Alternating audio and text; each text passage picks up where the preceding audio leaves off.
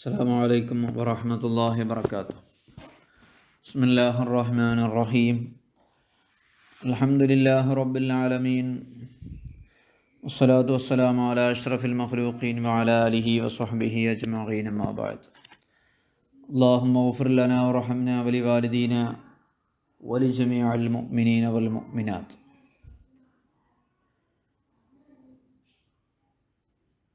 اللهم اجعلنا من عبادك الصالحين ومن عبادك المتقين. നേരത്തെ പറഞ്ഞു വെച്ചത് വനഫ്ഉൻ ബിലാ ഷർത്തിൻ, വനഫ്ഉൻ ബിലാ ഷർത്തിൻ വലിമുഖ്രിദിൻ ഇസ്തിർദാദുൻ എന്നതിന് ശേഷം കടം കൊടുത്തയാൾക്ക് തൻ്റെ സാധനം അയാളുടെ കൈവശമുണ്ടെങ്കിൽ തിരിച്ചു വാങ്ങാം. മറ്റൊന്ന് വനഫ്ഉൻ ഉപകാരവും എടുക്കാം. കടം കൊടുത്തയാൾക്ക് കടം വാങ്ങിയ ആളിൽ നിന്നുള്ള ഉപകാരങ്ങൾ സ്വീകരിക്കാം. പക്ഷേ ബിലാ ഷർത്തിൻ ഫിൽ അഖ്ദി, ഇടപാട് നടക്കുമ്പോൾ ഷർത്ത് വെക്കാൻ പാടില്ല. ഇടപാട് നടക്കുന്നതിന് മുമ്പ് എന്തെങ്കിലുമൊക്കെ ധാരണയായിട്ടുണ്ടെങ്കിൽ അത്, അപ്പോൾ ഇടപാടിൽ ഷർത്ത് വെച്ചാലോ? വാമൽ ഖർലു ബിഷർത്തി ജർറി നഫ്ഇൻ ലി മുഖ്രിദിൻ, മുഖ്രിദിന് കടം കൊടുത്തവന് എന്തെങ്കിലും ഒരു ഉപകാരം ഉണ്ടാക്കണം എന്ന നിബന്ധനയോടെ കൂടെയുള്ള കടം ഫഫാസിദുൻ, അമ്മൻ്റെ ജവാബാണ്, അതുകൊണ്ട് ഫാവ് കൊടുത്തത്, അത് അസാധുവാണ്. കടം കൊടുക്കുമ്പോൾ അങ്ങനെ ഒരു നിബന്ധന വെച്ചിട്ട് പറയാൻ പറ്റില്ല. ആർക്കും ഉപകാരം? മുഖ്രിദ്, കടം കൊടുത്തയാൾക്ക്. കടം വാങ്ങിയ ആൾക്ക് ഇപ്പോൾ ഉപകാരം ഉണ്ടായില്ല, എന്താ കുഴപ്പം? കടം കൊടുക്കുന്നയാൾക്ക് ഉപകാരമുള്ള ഒരു ഉപകാരത്തെ കൊണ്ടുവരണം, നൽകണം. ജറ് എന്ന് പറഞ്ഞാൽ നൽകുക, കൊണ്ടുവരിക. നിബന്ധന പ്രകാരമുള്ള ഖർള് ഫാസിദാണ്. ലിഖബരി കുല്ലു ഖർളിൻ ജറ മൻഫഅതൻ ഫഹുവ റിബൻ, ഒരു ഉപകാരത്തെ വലിച്ചു കൊണ്ടുവരുന്ന എല്ലാ കടവും പലിശയാകുന്നു. ഇങ്ങനെ ഒരു ഹദീസ് ഉണ്ട്. ഒരു ഉപകാരത്തെ വലിച്ചു കൊണ്ടുവരുന്ന എല്ലാ കടവും എന്ന് പറഞ്ഞാൽ അപ്പോൾ അധികമായിട്ട് കൊടുക്കാൻ പറ്റില്ല എന്ന് വരും. അങ്ങനല്ല ഇതിനർത്ഥം. കാരണം റസൂലുള്ളാഹി സ്വല്ലല്ലാഹു അലൈഹി വസല്ലം തങ്ങൾ ഒരു ബക്കറിനെ, 2 വയസ്സുള്ള ഒട്ടകത്തിനെ കടം വാങ്ങി, റദ്ദ റബായിയൻ, 7 വയസ്സ് പ്രവേശിച്ച ഒരു ഒട്ടകത്തിനെ തിരിച്ചു കൊടുത്തു എന്നല്ലേ. അപ്പോൾ അയാൾക്ക് ഉപകാരമായില്ലേ? അപ്പോൾ ഈ ഹദീസിൻ്റെ അർത്ഥം എന്താ? എല്ലാ ഉപകാരം എടുക്കാൻ പറ്റില്ല എന്നല്ല, മറിച്ച് മുഖ്തരിയലിന് നിബന്ധന വെച്ചുകൊണ്ടുള്ളത് എന്നാണ് ഈ ഹദീസിൻ്റെ താല്പര്യം.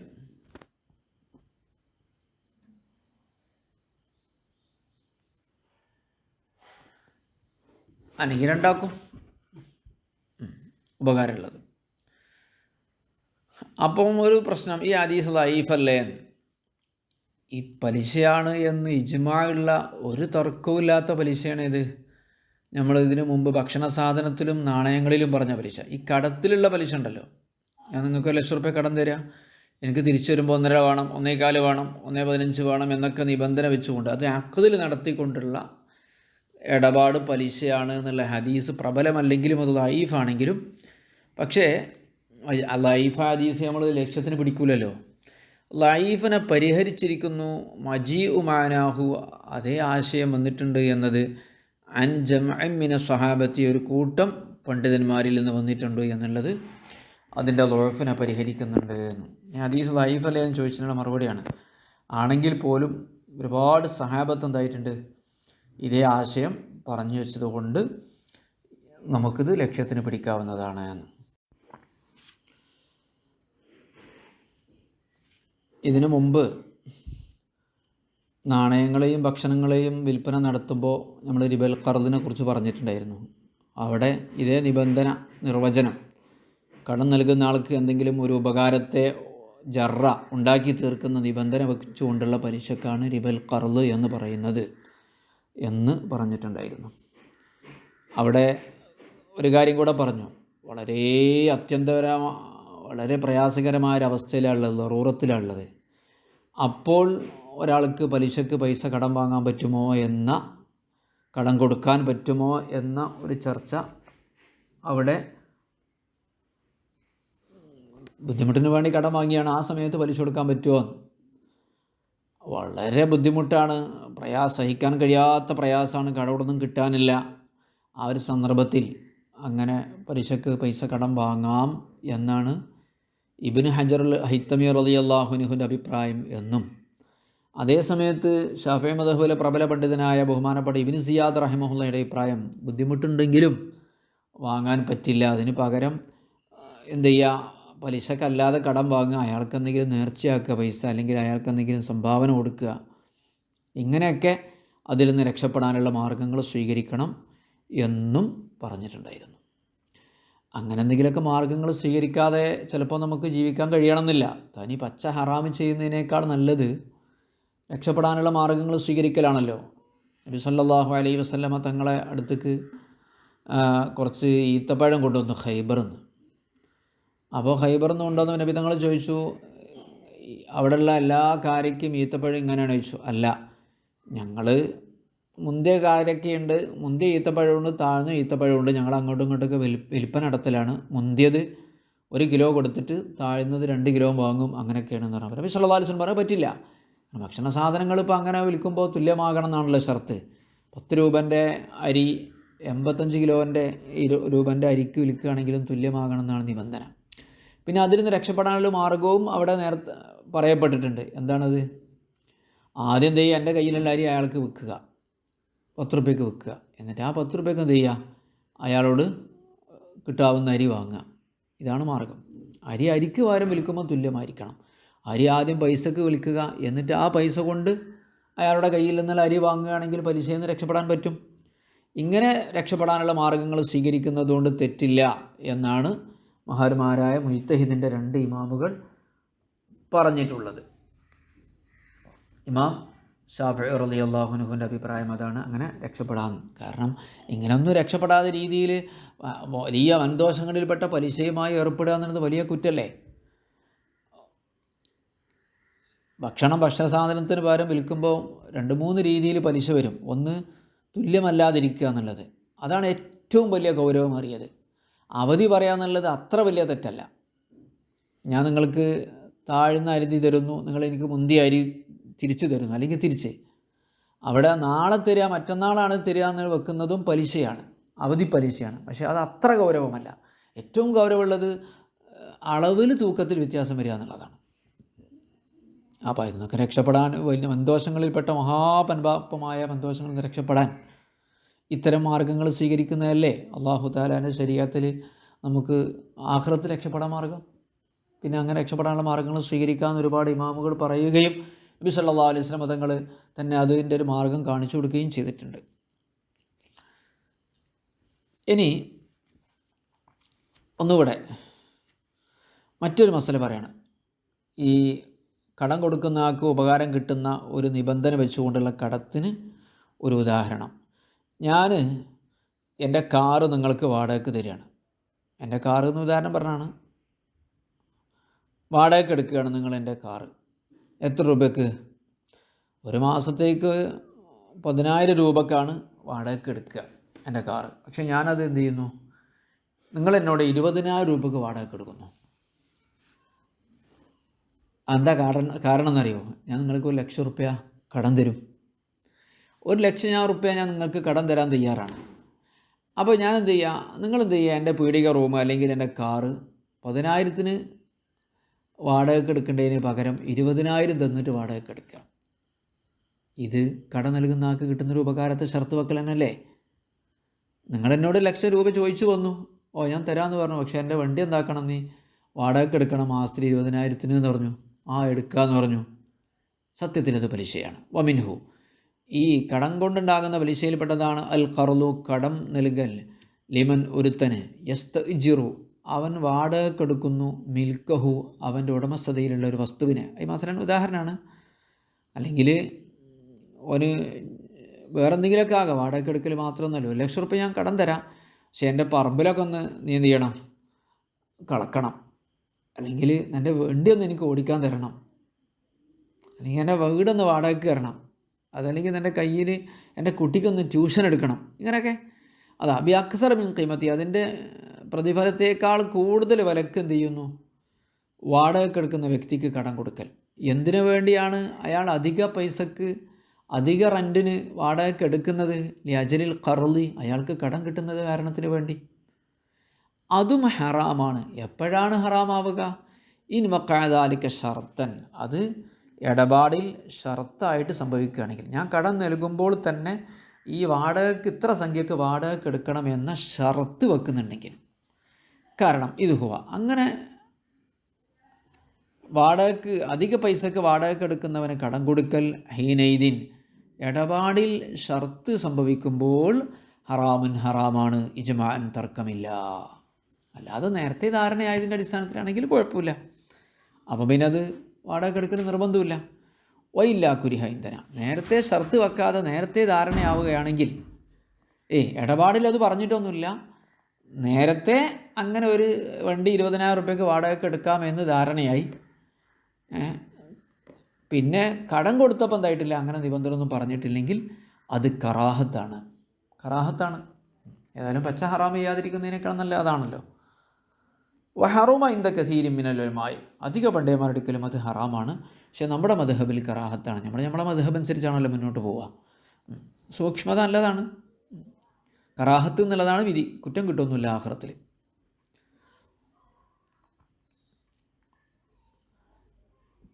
കുറേ പണ്ഡിതന്മാരെടുക്കൽ എന്നാണ്, കസീരി മിനൽ ഉലമായി എന്നാണ്, ഭൂരിഭാഗം എന്നർത്ഥമൊന്നുമില്ല. കുറേ പണ്ഡിതന്മാർ ഹറാമെന്ന് പറയുന്നുണ്ട്. നമ്മുടെ മദ്ഹബിൽ കറാഹത്താണ്.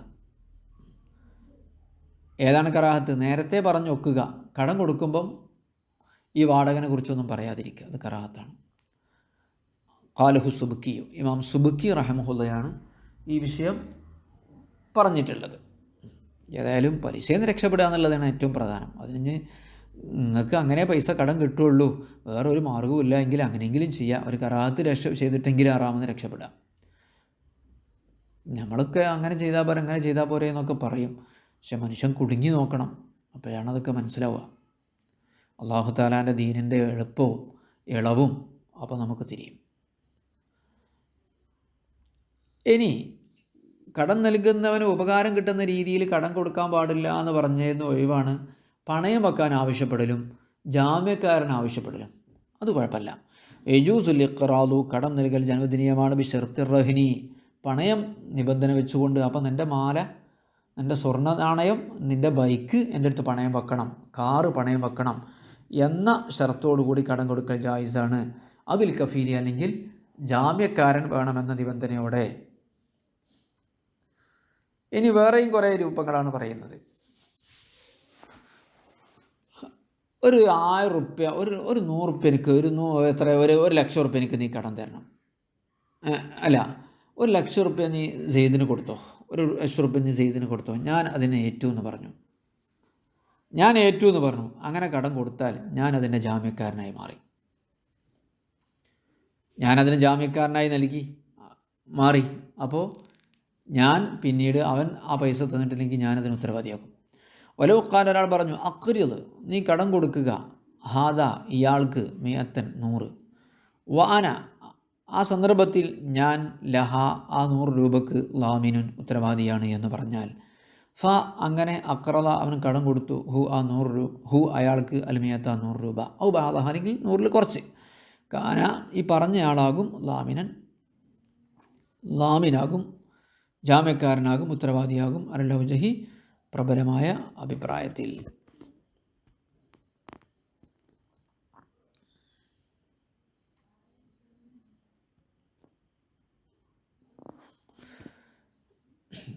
അടുത്തൊന്ന് ലിൽ ഹാജത്തി, കാരണം അതൊക്കെ ഒരു ആവശ്യമാണല്ലോ. ഏതുപോലെ മറ്റൊരു ഉദാഹരണം, ഒരാളിങ്ങനെ കടലിൽ സഞ്ചരിച്ചുകൊണ്ടിരിക്കുകയാണ്. അപ്പോൾ എന്തോ കടൽക്ഷോഭം ഉണ്ടായിട്ടോ കടൽ മുങ്ങുന്ന എഴുതിയിട്ടോ ഇതങ്ങ് കടൽ കിട്ടാളാന്ന് പറഞ്ഞു, ഞാൻ ഉത്തരവാദിയാണെന്ന് പറഞ്ഞു. അപ്പോഴും ഞാൻ ഉത്തരവാദിയാകും. ഏതുപോലെ അൽക്കി മത്താക്ക്, അൽക്കായുൽക്കി എന്നതിന് അമ്രാണ് അൽക്കി, എൻ്റെ ചരക്ക് നീടുക, ഫിൽ ബഹരി, കടലിൽ, വാലിയ, എനിക്കാകുന്നു ലമാനുഹു, അതിൻ്റെ ഉത്തരവാദിത്തം എന്ന് പറഞ്ഞു. അവിടെയും ഞാൻ ഉത്തരവാദിയാകും. അക്കാലുൽ ബഹവിയും. ഇനി ഒരു തർക്കം, നേരത്തെ കടച്ചോടത്ത് പറഞ്ഞ മാതിരി, ഞാനൊരാൾക്ക് പൈസ കൊടുത്തു, എൻ്റെ ഒരു സാധനം ഞാൻ കടം കൊടുത്തു. അങ്ങനെ അയാൾ വാങ്ങിക്കൊണ്ടുപോയി ഞാൻ തിരിച്ചു തരാമെന്ന് ചോദിച്ചപ്പോൾ അയാൾ പറഞ്ഞു നശിച്ചു പോയിട്ടോ എന്തോ. അയാൾ പറഞ്ഞു അതെനിക്ക് വെറുതെ തന്നായിരുന്നില്ലേ, എൻ്റെ അടുത്ത് സൂക്ഷിക്കാൻ തന്നായിരുന്നില്ലേ, അത് നശിച്ചുപോയി, അതിൻ്റെ അടുത്ത് സൂക്ഷിക്കാൻ തന്നായിരുന്നില്ലേ, അത് നശിച്ചു പോയിട്ടുണ്ട് എന്ന് പറഞ്ഞു. അപ്പോൾ അയാൾ പറഞ്ഞു അല്ല ഞാൻ നിങ്ങൾക്ക് കടം തന്നതാണ്, ആരതാ സ്വീകരിക്കാം? കടം നൽകിയതാണെങ്കിൽ എന്തായാലും നശിച്ചു പോയാലും ഇല്ലെങ്കിലും എനിക്ക് തന്നേ പറ്റൂ. സൂക്ഷിക്കാൻ ഏൽപ്പിച്ചതാണെങ്കിൽ നശിച്ചു പോയാൽ തിരിച്ചു തരാൻ നിർബന്ധമില്ല. അങ്ങനെയാണ് രണ്ട് മസല, രണ്ടും തമ്മിലുള്ള വ്യത്യാസം. കടം നൽകിയാൽ കട്ടുണ്ടായാലും എന്തായാലും എനിക്ക് തിരിച്ചു തന്നേ പറ്റൂ, കാരണം ലമാനുണ്ട്. സൂക്ഷിക്കാൻ ഏൽപ്പിച്ചെടുത്ത് അയാൾ അമീനാണ്, വിശ്വസ്തനാണ്. അപ്പോൾ അയാൾ പറയാണ് നശിച്ചു പോയി കട്ടുണ്ടോയി എന്ന് പറഞ്ഞാൽ തിരിച്ചു തരണ്ട. അതാണ് ബഗവി റളിയല്ലാഹു അൻഹു പറഞ്ഞു ലബിദ്ദ അൽ മാലിക്കു, ഉടമസ്ഥൻ വാദിച്ചു അൽ ഖർദ, കടമാണ് നൽകിയത് എന്ന്. വൽ ആഖിദു, വാങ്ങിയ വ്യക്തി വാദിച്ചു അൽ വദിയത്ത, സൂക്ഷിക്കാൻ ഏൽപ്പിക്കപ്പെട്ടതാണ് എന്ന്. എന്നാൽ സുദ്ദിഖൽ ആഖിദു, വാങ്ങിയവൻ്റെ വാക്കാണ് സ്വീകരിക്കപ്പെടുക. ലിയന്നൽ അസ്ല, കാരണം അടിസ്ഥാനം അതുമുള്ളമാനി, ഉത്തരവാദിയാവാതിരിക്കലാണ്. ഏതൊരു കാര്യത്തിലും അടിസ്ഥാനം എന്താണ്? ഉത്തരവാദിത്തമില്ലാതിരിക്കലാണ്. ഖിലാഫലിൽ അൻവാർ, അൻവാർ എന്ന് പറയുന്ന ഗ്രന്ഥത്തിനെതിരായിട്ടാണ് ഞാൻ പറയുന്നത്. അദ്ദേഹം പറയുന്നത് ഉത്തരവാദിത്തം ഉണ്ടാകും എന്നുള്ളതാണ്. ഓക്കെ, അപ്പോൾ ശ്രദ്ധിക്കുക, ഒന്നുകൂടെ അർത്ഥം വെക്കുക. വമ്മൽ ഖർളു ബി ഷർത്തി ജർറി നഫ്ഇൻ, ഉപകാരം ഉണ്ടാക്കി തരണം എന്ന നിബന്ധനയോട് കൂടെ കടം കൊടുക്കൽ ലി മുഖ്രിദിൻ, ആർക്കുപകാരം? കടം നൽകിയവന്.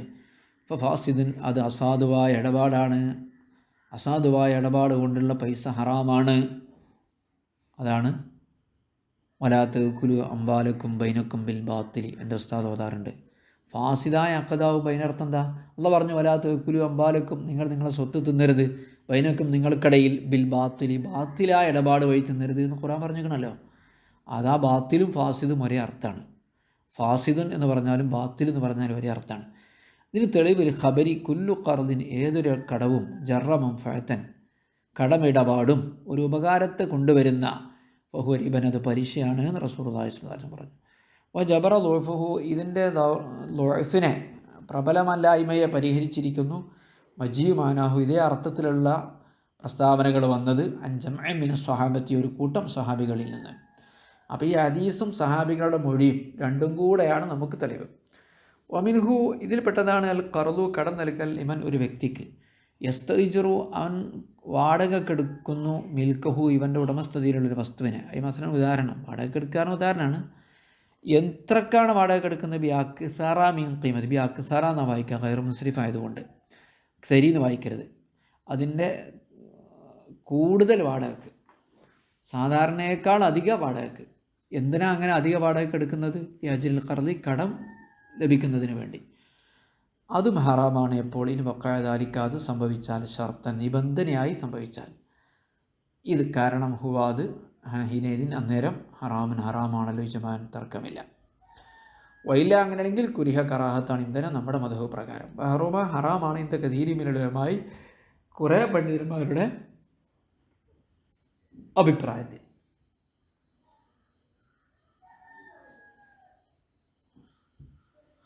ഇനി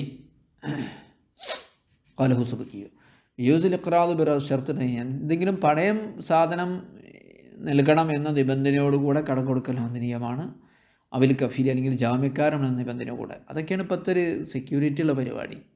മനുഷ്യന്മാർ അമാനത്ത് കുറവായതുകൊണ്ട് പൈസ കടം കൊടുത്താൽ തിരിച്ചിട്ടാൻ പ്രയാസമാണ്. അപ്പോൾ എന്തെങ്കിലും പണയം വെക്കാൻ പറഞ്ഞാൽ പിന്നെ തിരിച്ചു തരണം എന്നുള്ളൊരു ബോധമൊക്കെ ഉണ്ടാവും. അതൊക്കെ ഉള്ള ആൾക്കാരെ കാര്യമായിട്ട് ഈ പറയുന്നത്. ഉള്ള ആൾക്കാരാണെങ്കിൽ അവരോട് പണയമൊക്കെ വാങ്ങിയിട്ട് കൊടുത്താൽ മതി. നമ്മളെ ആൾക്കാരോടാണ് ഈ പറയുന്നത്, നിങ്ങളോടാണ് ഞാൻ പറയുന്നത്. പൈസ ഉള്ളവരും മറ്റുമൊക്കെ ആണെങ്കിൽ പിന്നെ അങ്ങനെ കൊടുത്താൽ പിന്നെ ബിസിനസ് മറ്റേത് പറഞ്ഞായിട്ട് പിന്നെ ചോദിച്ചാൽ കിട്ടില്ല. അപ്പോൾ എന്തെങ്കിലുമൊക്കെ പണയം വെക്കുകയാണെങ്കിൽ നമുക്ക് എന്തെങ്കിലുമൊക്കെ മാർഗ്ഗം ഉണ്ടാക്കാം, ഞാൻ വാങ്ങിത്തരാം, ഞാൻ ശരിയാക്കി തരാം എന്നൊക്കെ പറഞ്ഞിട്ട് എന്ത് ചെയ്യുക, കടം കൊടുക്കാം. അല്ലെങ്കിൽ മിക്ക കടങ്ങളും അങ്ങനെയൊക്കെയാണ് ഇപ്പോൾ. അമാനത്തില്ലാത്തതുകൊണ്ടേ. അമാനത്ത് പറഞ്ഞ സാധനം മുഖത്ത് നോക്കി ചിരിച്ചുമ്പോൾ കാണൂലല്ലോ. വലവുക്കാൽ, ഒരാൾ പറഞ്ഞു ഇഖ്രിദ് ഹാദ, ഇയാൾക്ക് നീ കടം നൽകുക 100 രൂപ, വാനരഹ ലാമിനുൻ, ഞാനതിന് ഉത്തരവാദിയാണ് എന്ന് പറഞ്ഞാൽ, ഫാക്രദുൽ 100, അങ്ങനെ അയാൾക്ക് 100 രൂപ കടം കൊടുത്താൽ, ഔ ബഅദുഹു, അല്ലെങ്കിൽ കുറച്ച് കൊടുത്താൽ, ഖാന ലാമിനുൻ, ഉത്തരവാദിയാകും. അല്ല ഔജഹി, പ്രബലമായ പ്രായത്തിൽ. ഇൽ ഹാജത്തി, കാരണം ആവശ്യം എന്നൊരു സംഗതി അവിടെ ഉണ്ട്, അതുകൊണ്ടാണ് അനുവദനീയമാകുന്നത്. ഇനി